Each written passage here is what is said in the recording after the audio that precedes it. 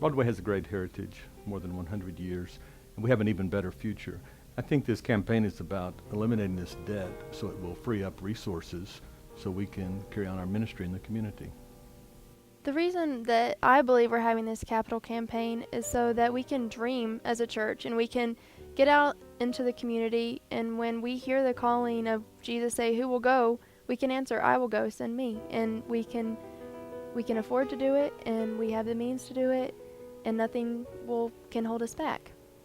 Well, the first thing we will notice is that it will free up a little over $15,000 a month, which we can then put into new ministries, outreach, strengthening what we're doing, and really creating some excitement about the future.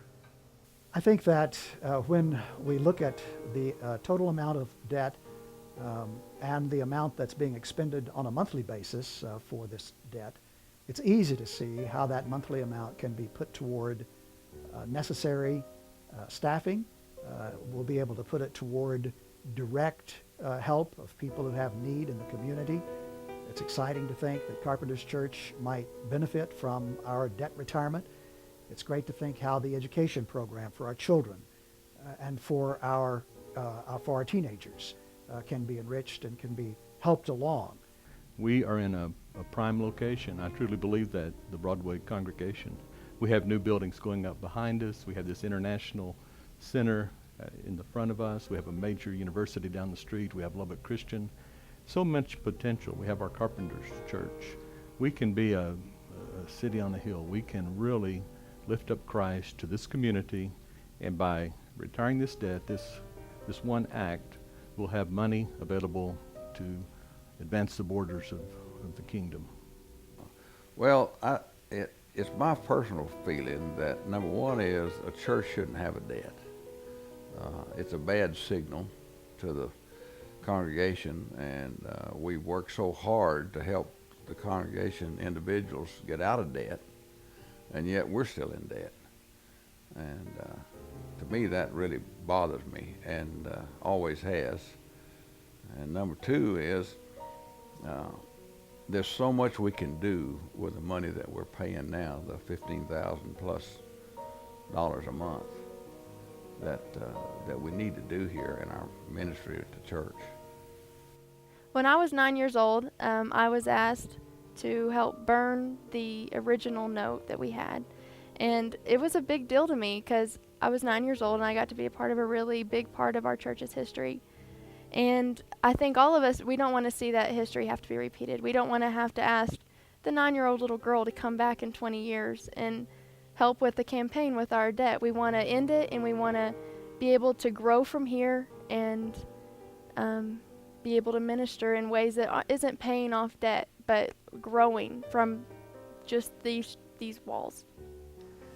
I think the list of opportunities is just unlimited, and I would hope that it's my dream that when we get through, everyone at Broadway feels that, hey, we've made a lot of progress and we have a great future. We are part of the future because of what we're doing.